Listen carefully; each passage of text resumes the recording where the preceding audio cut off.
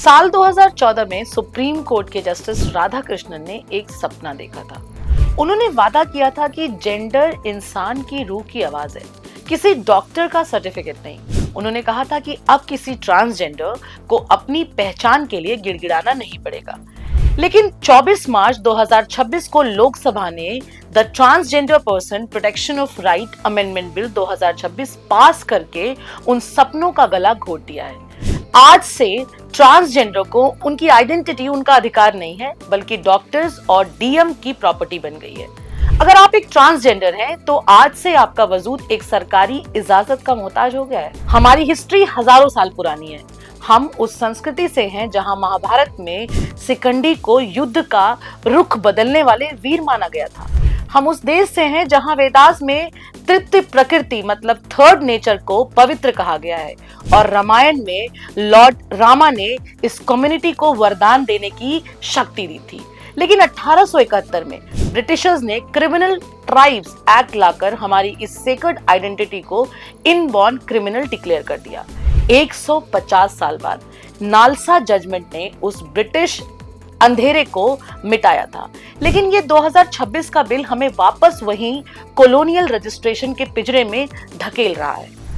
अब एक लॉयर की नजर से नए बिल की बारीकियों को समझते हैं। इसका सबसे खतरनाक पहलू है सेल्फ आइडेंटिफिकेशन का खात्मा। पहले आप सिर्फ एक एफिडेविट देते थे, लेकिन अब बिल ने सेक्शन 4 को डिलीट कर दिया है। अब मानना काफी नहीं है कि आप ट्रांसजेंडर हैं, आपको प्रूव करना पड़ेगा। नया कानून कहता है कि डीएम आपको सर्टिफिकेट तभी देगा जब एक मेडिकल बोर्ड आपको फिजिकली वेरीफाई करेगा। यानी अब आपकी सोल की कोई कीमत नहीं है, सिर्फ आपके बायोलॉजिकल मार्कर्स की वैल्यू है। ये सीधा आर्टिकल 21 के राइट टू प्राइवेसी पर हमला है। इस बिल ने ट्रांसजेंडर की डेफिनेशन को इतना नैरो कर दिया है कि जो लोग ट्रेडिशनल ग्रुप का हिस्सा नहीं है या जो सर्जरी नहीं कराना चाहते, वो लीगल लिम्बो में फंस जाएंगे। बिल के मुताबिक डीएम के पास अब डिस्क्रिशनरी पावर है, यानी वो डिसाइड करेगा कि आपको सर्टिफिकेट मिलना जरूरी है या नहीं। इसका मतलब है कि आपकी पहचान अब आपका कॉन्स्टिट्यूशनल राइट नहीं है, बल्कि एक सरकारी भीख बन गई है। क्या एक डॉक्टर या बाबू तय करेगा आपका आत्मसम्मान कितना सच्चा है?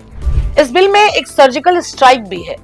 अगर कोई किसी को जबरदस्ती सर्जरी या इमैस्कुलेशन के लिए फोर्स करेगा, तो अब लाइफ इम्प्रिजमेंट की सजा है।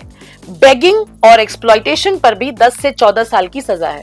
लेकिन सवाल ये है कि क्या प्रोटेक्शन की आड़ में हमारी आजादी छीन ली गई है?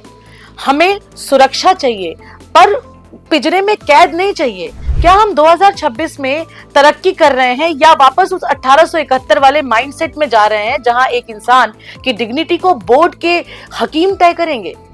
मैं ट्रांसजेंडर कम्युनिटी से कहना चाहती हूँ कि आपकी पहचान कोई सरकारी कागज नहीं तय करेगी। एक लॉयर होने के नाते मेरा मानना है कि ये बिल अनकॉन्स्टिट्यूशनल है, क्योंकि ये नालसा के बेसिक स्ट्रक्चर को ही खत्म कर रहा है। ये लड़ाई अब कोर्ट में दोबारा शुरू होगी और हम एज ए लीगल कम्युनिटी चुप नहीं बैठेंगे। हिम्मत मत हारिए, आपकी पहचान कोई बोर्ड नहीं तय करेगी, आपकी रूह तय करेगी।